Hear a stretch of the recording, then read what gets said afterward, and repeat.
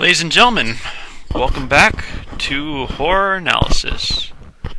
With me, Drew.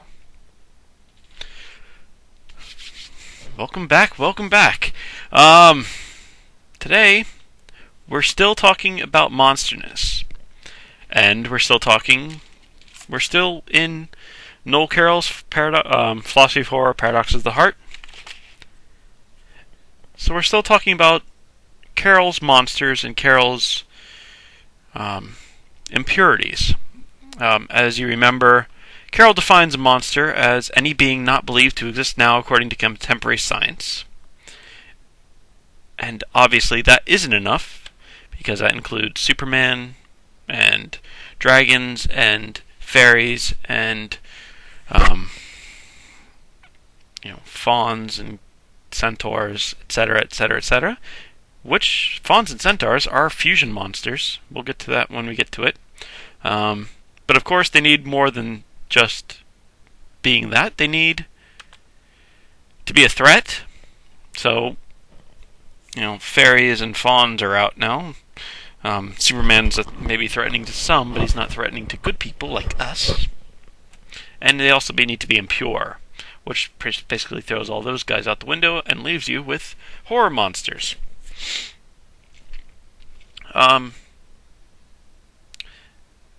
Now, impurity is category mistakes.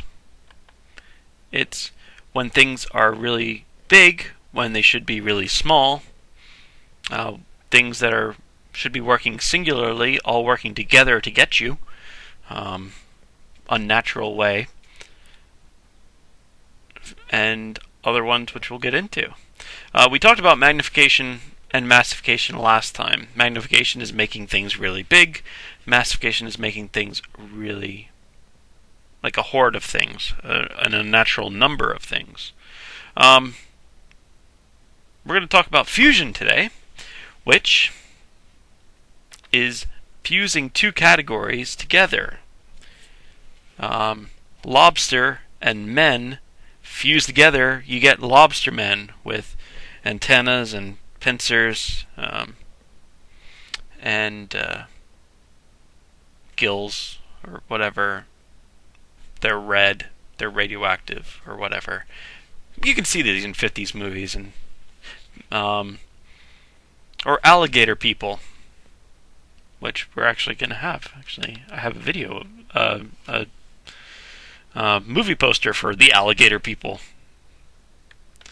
It's a fusion of alligators and men, or people, rather. That two categories that shouldn't be fused together, they're impure because they're fused together. The reptile is a man and snake, a woman or snake put together. So, actually, we're going to be talking about fusion on pages 43 through 45 in Noel Carroll. But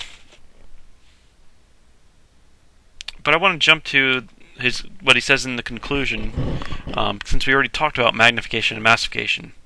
Fusion and fission are means for constructing horrific biologies.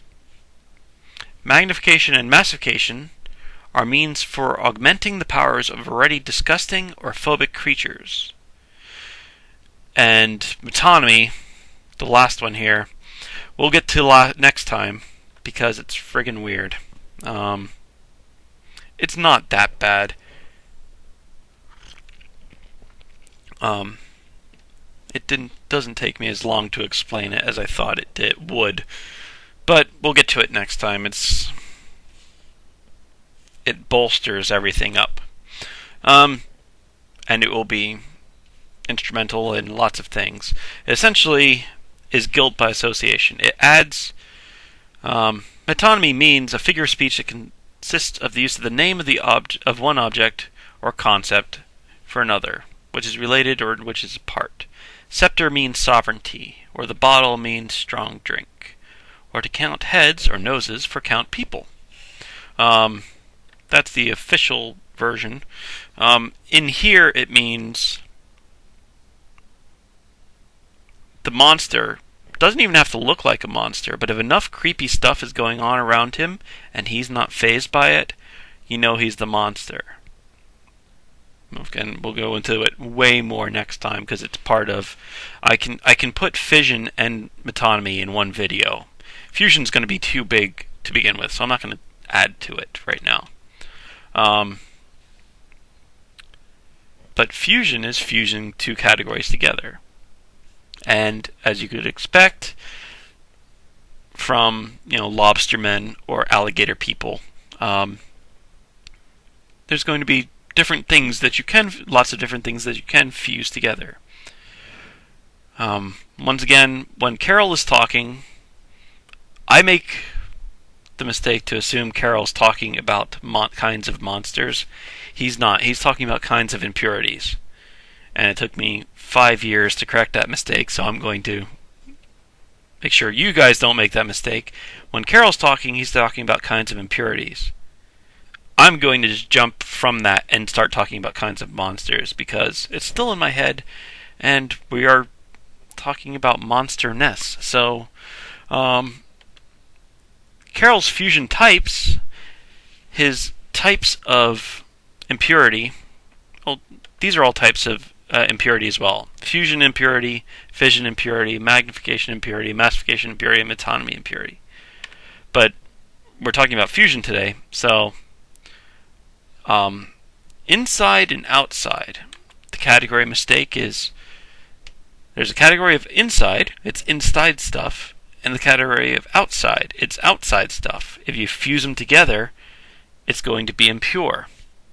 And you're going to have an interesting monster from that, typified by that impurity. Living and dead. Living is one category. It does not normally meet with dead category. Except the pastel, like this meeting is not fused together. You fuse it together, you get something impure. Like impurity, like fusion monsters such as zombies, or vampires, or ghosts. I think those, and Frankenstein's monster, the mummy, etc. I'll talk about my problems with that in a bit. Not with Carroll, but with my own brain. When I used to have a problem with Carroll, I don't really have it anymore. Insect-human is one that he mentions. He doesn't actually mention any examples of insect-human fusions. He does this last one, animal-human fusions, he talks about. Pardon me. Hot water. Beautiful. So, insect-human, animal-human. There's an insect, and there's a human. Spiders and people. If you fuse them together, you get impure creatures, like spider people. Not spider-men or spider-women, like Spider-Man and Spider-Woman, but monster ones. Inanimate, animate, inanimate fusion. Things that are animate, they move around on their own. Things that are inanimate, they don't move around on their own. Fuse them together, and you get something that is impure. This is what Carroll would call haunted houses. Houses don't move on their own. Things in the house are inanimate things. But if they move on their own, it's impure. It's another one I have a problem with, like living and dead. Jumping from the type of impurity to the type of monster, we have a problem with that a bit. And flesh and machine is going to be the other one.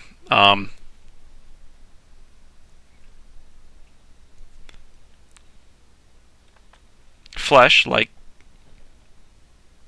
humans or animals.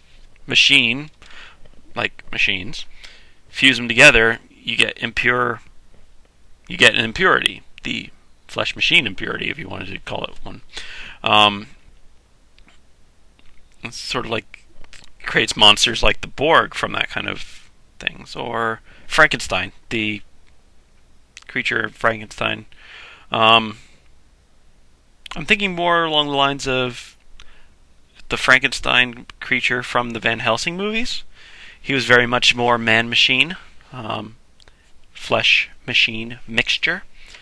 Kind of Borgy, but steampunk Borg. He wasn't a threat. So he doesn't fall down. He falls down as a horror monster in Carroll's eyes. But I'm not as strict as Carroll, so I'm okay with him being a monster and still being a non-threat. I don't consider Van Helsing to be a horror movie. It's an action movie, but it's got horror elements. Let's see, what do we have? So what fusion is? Fusion, as Carroll defines it, a fusion figure is a composite that unites attributes held to be categorically distinct or at odds in the cultural scheme of things in unambiguously one spatio-temporally discrete entity. What he means by that is you're fusing them together. Oh, that's so oversimplified. I hate myself a little bit. Not really. Let's break it down, because Carroll's being philosophical here, and that doesn't help with normal language. A fusion figure is a monster with that kind of impurity, is a composite that unites attributes held to be categorically distinct, is a mixture of things that shouldn't be put together or aren't normally put together, or at odds in the cultural scheme of things. This is where he adds inanimate, animate, and living dead.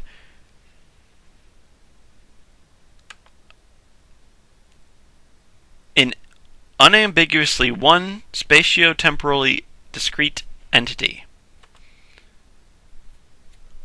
This is a little bit going into fission monsters, which will be next time. Spatio means space. Temporal means time. So it's not like the creature is a mouse or a rat part of the time and a man part of the time. A were-rat, if you will. It's a were-rat could be considered a fusing of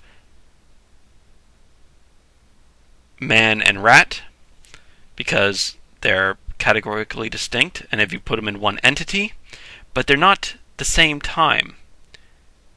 You can get a man-rat, sort of like Splinter from the Teenage Mutant Ninja Turtles, who is a rat man. It's not a were-rat, it's a rat man. You get it. Yeah, you're following along, I hope. Were-rat would be spatially not undistinct, or temporally undistinct, because half the time he's a rat and half the time he's a man. If you take the temporal out of it, you have a rat man, a Splinter type thing.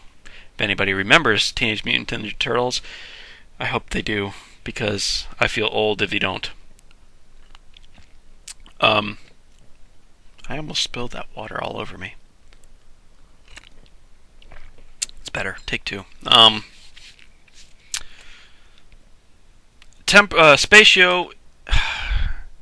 Spatio divisions are weird. Means they're in different spaces. If one monster is in two places at once, like cloning things, evil twins, something along those lines, but it's one creature, but they're in two different places at once. That's, the rat part of them's here, and the man part of them's over here, and they're both working together, but not in the same space. So we're not talking about fission monsters. So maybe I should have gone over fission first. I'm not sure. But fusion's the big one. Fusion's much easier to understand. Well, it's not easier to understand, but it's more central to monsterness.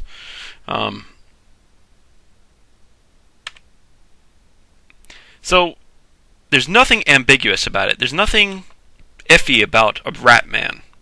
Splinter is a rat man. He's not a threat, but whatever. So he's not a horror monster, but he's a fusion monster. There's nothing ambiguous about him. He is a rat. At the same time, he is a man. In the same space that he's a man. He is a discrete entity. He is a rat man. There's nothing ambiguous about that.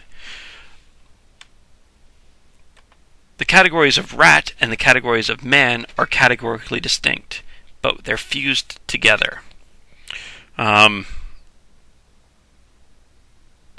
Taking the other example of cultural scheme of things, vampires are living and dead.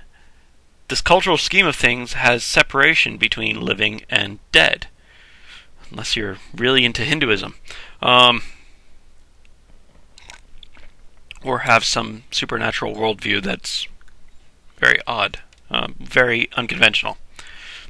Not odd. I'm not calling you odd. Living and dead are attributes that are at odds in the cultural scheme of things. If you fuse them into a composite that is unambiguously one discrete entity, not he's dead half the time and he's living half the time. It's at the same time he's both living and dead. He is undead. You have a vampire, you have a zombie, or if you have Frankenstein, or if you have a mummy, or something along those lines, or a ghost. Right.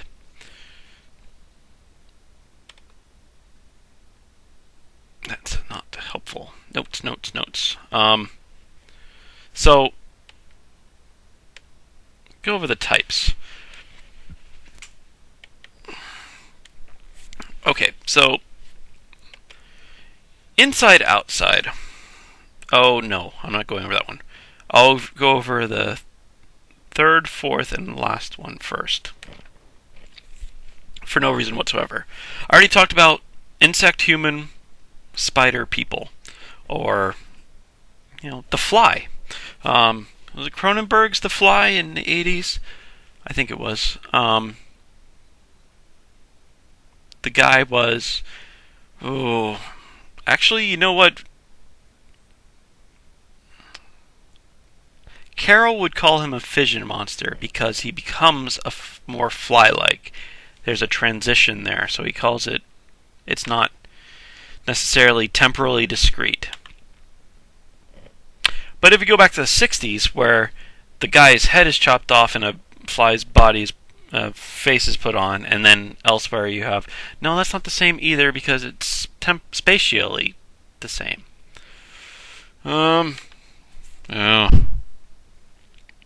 Insect human's tough.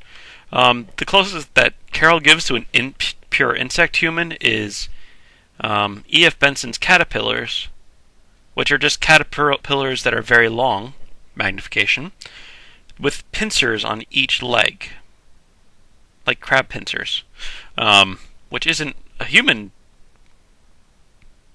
It's not a human insect, but it's a human. It's an insect crab.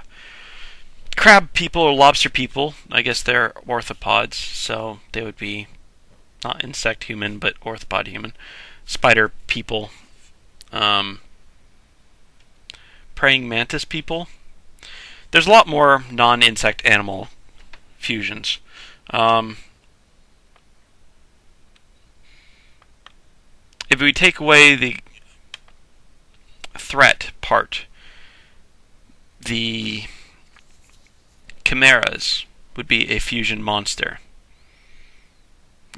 Well, they're a threat too, but they're not so much impure. They're a mix of different animals put together. The Sphinx. There's actually a horror movie about the Egyptian gods. Horror book about the Egyptian gods or something. Somebody being in it. Where was it?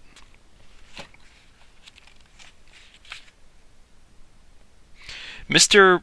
Meldrum's Mania.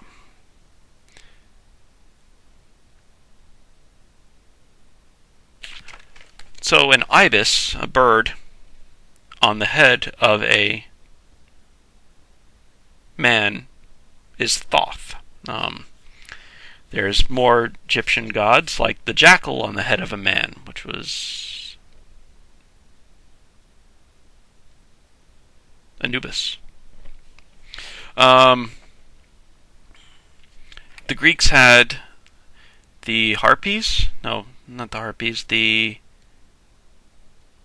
sirens, which were women birds. Or in some places they're women birds, in some places they're just women.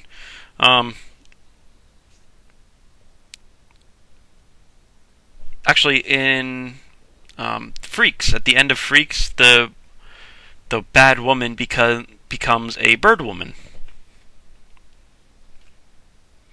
which is not really a supernatural movie. So she didn't actually become a bird woman, but you know.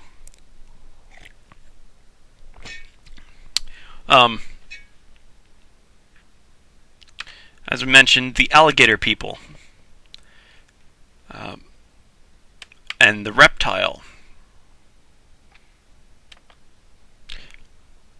One of the most famous of the 20th century. You take an octopus, you put it on the guy's face. You add bat wings to the back, and you make it really, really big. So man plus octopus plus bat wings, and you make it magnified. You magnification it, and you get Cthulhu. Pretty obvious. Cthulhu and most of the elder gods in... Actually, I have a picture of Cthulhu, because I was getting out my Arkham House books. There's Cthulhu. Does it have bat wings on him? Can't really see the bat wings. You can see right there. That's to scale. That's a guy being dropped out of Cthulhu's claws. So it's magnified quite large. Not that Lovecraft drew that, but whatever. And Ryla. Nice. Anyway, I like Lovecraft. So, where was I?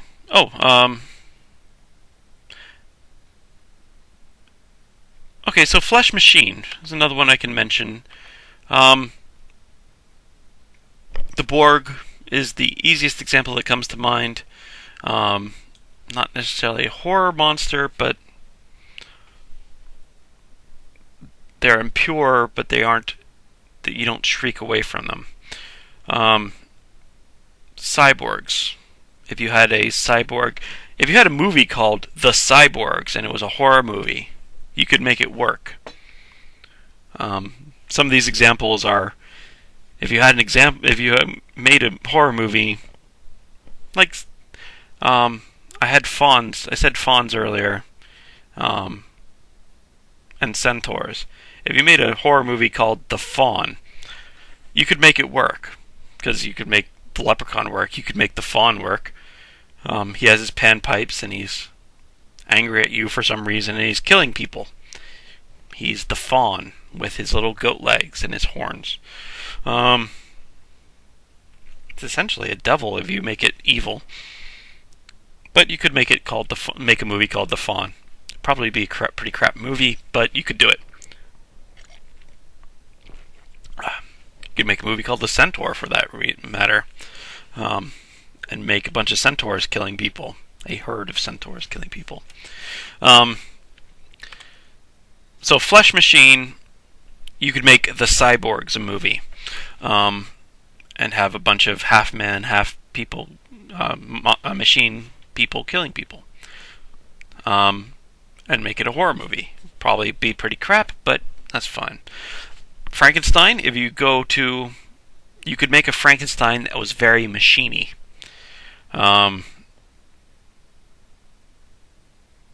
Like this half of his face was a machine, a robot arm, or a steampunk arm, which would be the Van Helsing version of Frankenstein's monster. So those are the three that are easiest to understand: insect human, flesh machine, and animal human. The other three I have a problem with when you're talking about different kinds of monsters. When you're talking about kinds of impurities, I get the point. Living Dead are fusions of attributes that are, in the cultural scheme of things, distinct. But I don't think to make the jump from that kind of impurity to that kind of monster is kind of weird. Especially because Living Dead is such a big category. If you were to take the entirety of all horror monsters ever, the vast, vast, vast majority of them would be in the Living Dead category. Ghosts, vampires, zombies, Frankenstein's monsters, and mummies. You could get rid of mummies and still have the biggest majority. You could get rid of Frankenstein's and still have the biggest majority. You could probably get rid of everything but ghosts and still have the biggest majority, just because ghosts are so huge. In Stephen King's Danse Macabre, Stephen King calls ghost stories the Mississippi of horror fiction. It is just the biggest. It's the biggest river in the United States. Therefore, it's the biggest. When we're talking about horror fiction, we're talking about the Mississippi of horror is ghost stories. So you have the vast majority will be ghost. The majority of will be ghost stories. The vast, vast majority will be Living Dead stories, and Living Dead impurity and Living Dead fusion. It seems weird to put crabmen and lobstermen and insect men. Oh, I didn't talk about that one. I'll have to do that. In the same breath, you're talking about vampires and zombies. It doesn't fit. There's something wrong there. It may be ineffable. I can't really explain it well, but it doesn't feel the same. Lobstermen and vampires, the same breath? No. That's not the same kind of monster. It's the same kind of impurity in the broad sense of the term, but there's a big difference between categorically distinct, lobster and men, and at odds in the cultural scheme of things. It seems like it should be its own thing. And the same thing goes for inside, outside, and animate, inanimate. And we'll talk about those too. I do want to go back to,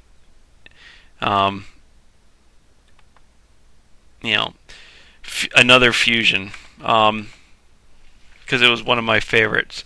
I think I realized after the fact, after reading it 4 or 5 times, that I misread it.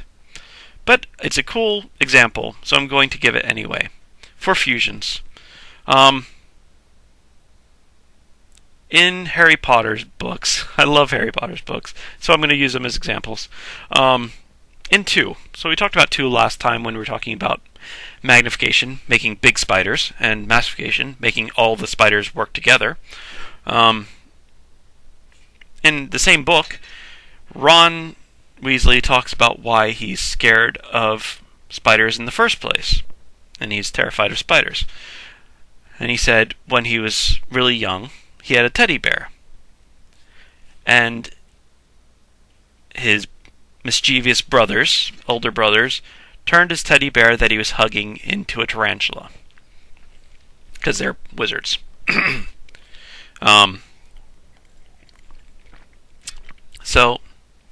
But how I read it, and how I pictured it in my head, the first few times I read it, and how I still picture it in my head, even though it's not exactly how it's written, was a teddy bear. A beautiful, pretty teddy bear. A huggable, squeezable teddy bear. And then you take that teddy bear and you add extra eyes. You have the two cute teddy bear eyes full of love and happiness, and then you add extra eyes along the side that are malevolent. And you take that cute teddy bear mouth and you make it pincers. Awesome. And you get the cute teddy bear paws, and then you add an extra pair of spider legs. I'm actually going to back up so I can show. Yeah. You have the extra spider legs coming out like this. Spindly and hairy spider legs. And then another pair you have another pair of cute spider feet, and then you have this, the bottom pair of spindly spider legs. So that's how I read it the first couple of times. I still think that is such a great fusion. A teddy bear and a spider. Sorry. So anyway, that was completely off topic. Well, it was on topic, but it was a tangent. But I hope it was a fun tangent, because I think that was great. I still think it's great every time I read that book. So I'm still giggling at myself. My goodness. Alright. So I'm talking about Living Dead, Inside Outside, and Animate Inanimate. Living Dead, by far the vast majority. I can see what Carroll's going for. He's saying, living and dead are distinct in the cultural scheme of things. They're at odds in the cultural scheme of things, and you fuse them together. That's what's going to imply the impurity. It's not what implies the monster. To jump from that kind of impurity to that kind of monster seems a bit big for me.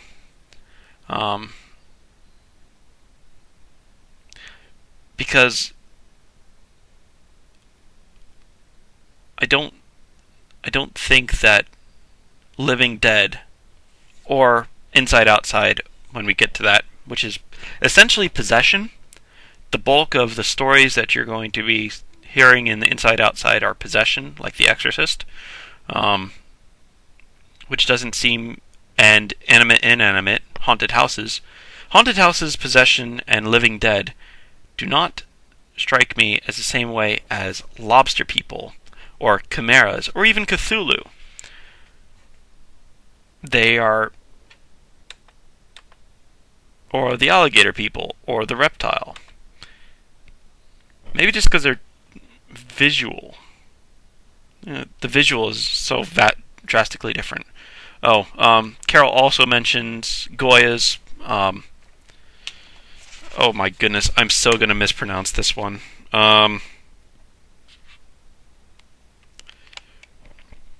Goya. Yavan. Oh, it's on the bottom there. Yavan Desplumados.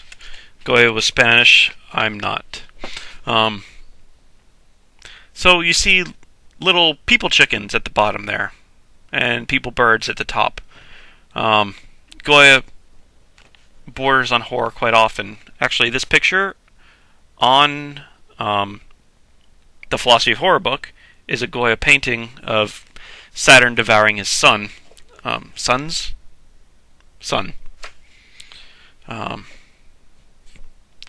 Which is the story of Zeus being...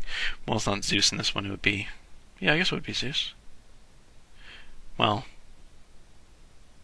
Jupiter? If it's Roman?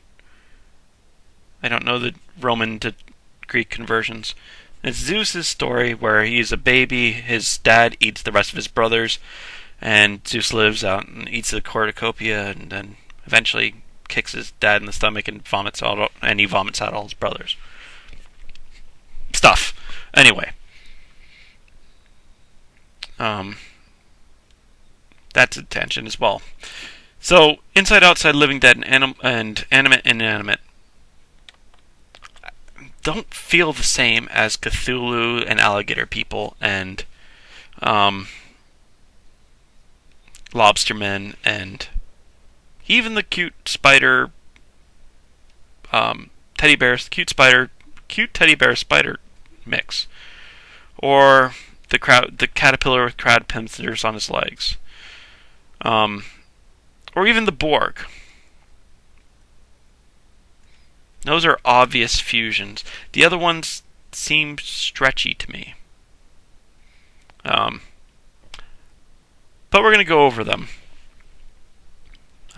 I've said my piece about why I disagree with those sort of things and why I have the issues on it. And the issue I have isn't clear, but it doesn't feel right to me. So, Living Dead, we've mentioned zombies, vampires, ghosts, Frankenstein's monster, it's a reanimated corpse, and Mummy, also a reanimated corpse in some way, shape, or form.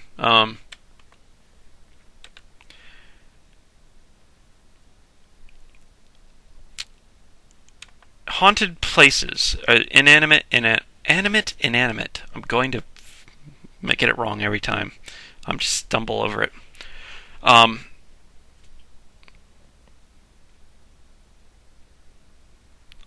Haunted places, which is also ghosts, essentially. Stephen King isn't sure whether to call his tarot card of the ghost, or the bad place.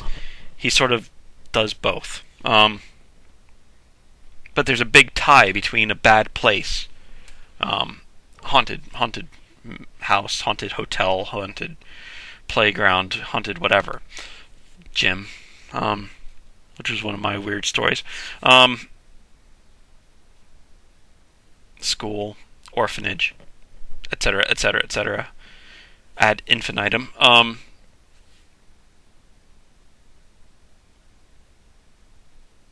It doesn't.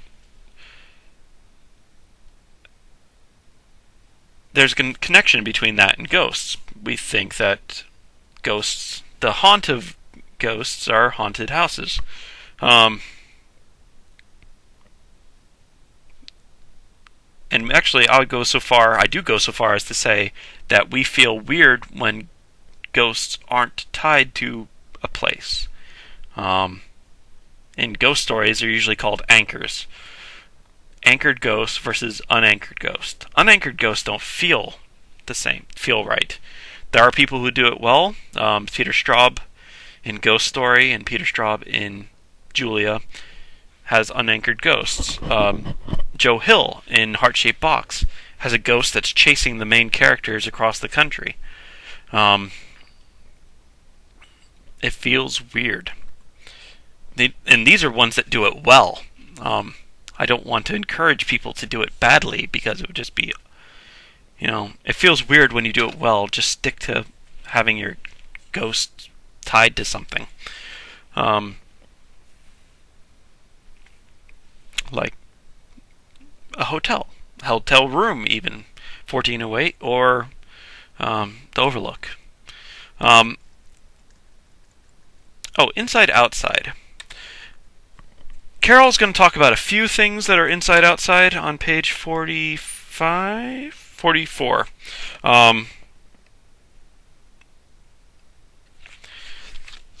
When a demon possesses a person, I am Legion. The line is, or if the in The Exorcist, when Regan is possessed,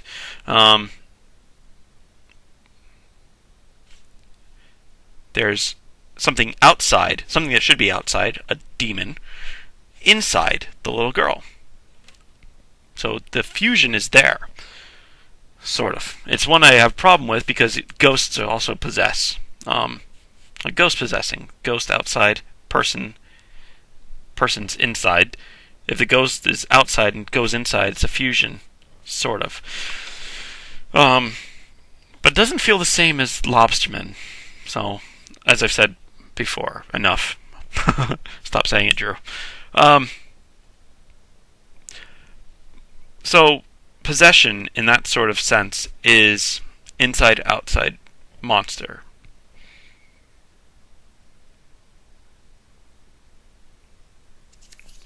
Pardon me, I'm about to sneeze. The other kind of inside-outside is usually, according to Carroll, less common in... Well, he has a lot of examples of it, but it's less common in the amount of works. It's like a brain of a serial killer being put in the body of a corpse. Do I have that book here? I don't. There was a book of Frankenstein stories. I think Asimov put it out, or was the editor of it. And who was it? I think it was F. Paul Wilson. Had a story called, or Chelsea Gwynn Yarborough? One of the two. They both had stories in there, but I think it was Wilson's story. A girl was executed for a crime she didn't commit. And her brain was stored in a laboratory, and then a mad scientist steals it and puts it in a Frankenstein-type monster. And the girl wakes up, and she's in a beautiful place, and her boyfriend's there, the one that actually, in actual fact, turned him into the police and said false things about her and, whatever, and led to her death. And her boyfriend's there, and she's very happy, and the sun's shining and everything. And then she falls asleep, and she has these horrible dreams of, being a monster and rampaging through the streets and being chased by villagers with pitchforks. And of course, the twist is, no, the dreams are when she's happy and with her boyfriend and in the happy place, and the actual story and the actual real life for her is the rampaging behemoth that she is in the brain of. It's a good one. It's inside her brain. It's inside the monster, and it shouldn't be. It should be outside the monster. Or there was a Frankenstein movie where Igor's brain is put into the creature. Or The Man with Two Brains, where the woman's brain is put into the guy's. And Steve Martin's. It's not a horror movie, but the example's there. So possession and that kind of brain twisty stuff. Someone's brain in somebody else's head. Man with Two Brains. No. The Man with the Screaming Brain. That's quasi-horror. And it's definitely fusion. Bruce Campbell directed and starred in a movie. He goes to a different country. He gets killed. He has brain damage. Another guy gets killed and has brain damage. The other guy gets killed and his body's messed up. So they take a chunk of the one guy's brain and they adhere it to make the other guy's brain more whole, and sciencey stuff, mad scientist stuff. And you have the man with the screaming brain, because the guy is wandering around, but he has half the other guy's brain in his brain. And they fight with each other about whether to drink whiskey or to drink vodka. And they go, blah. It's horror comedy. It's Bruce Campbell. Bruce Campbell, you should be knowing, is known for horror comedy. So that's inside outside. I have, as I've said, these are the kinds of fusions. And the fusions don't dictate what kind of monster they are as much as they dictate what kind of impurity it is. I can see that there's an impurity about living and dead being fused together, but it's not a fusion in the same way that lobster people are fusions. It's not even impurity. It doesn't feel the same impurity-wise as the same way a lobster people would be an impurity, or an alligator person. So I'm going to disagree respectively with Carroll on that point. But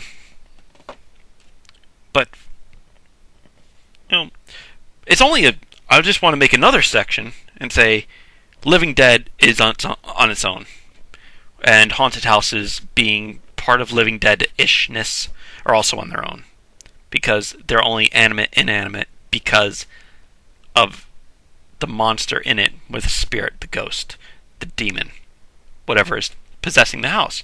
Therefore, Inside Outside is also possession, and also in that sort of thing. Living Dead, the other kind of possession, the other kind of Inside Outside, where the brain is being put into the body, that's Living Dead as well. It's a Frankenstein type story. It's a Frankenstein type monster. So it might be fusion in the broad sense, but it's not fusion in the same way Cthulhu is a fusion monster, or Yvan Desplumados are fusion monsters, or the Borg are fusion monsters. Next time, before next time, I would like to have a separate section for Living Dead and others, Bad Place, and Inanimate, Inside Outside, and Inanimate. Those three are their own chunk. The other three, Insect Human, Animal Human, Living, and Flesh Machine, I'm okay. Those are pure fusions. That's easy to understand. They're fused. They are category distinct, not so much at odds in the cultural scheme of things. I'm rehashing now, so I'm going to go on to say what's going to be discussed next time. Next time, I'm going to talk about fission monsters and metonymy. Sorry, I did it again. I'm going to talk about fission impurity and the fission monsters that go along with that kind of impurity, and horrific metonymy, and the kind of monsters that go along with that. Of course, Cthulhu will be also has a lot of metonymy. So does Dracula. We're talking about Living Dead. But we're going to talk about some of the other examples of metonymy, and we're going to go over fission, and that should be a decent sized video. Right, that'll actually be my Friday too. Cool. Alright, what buttons am I pressing? So till next time, folks, thanks for watching Horror Analysis. My name is Drew. I'll see you all next time.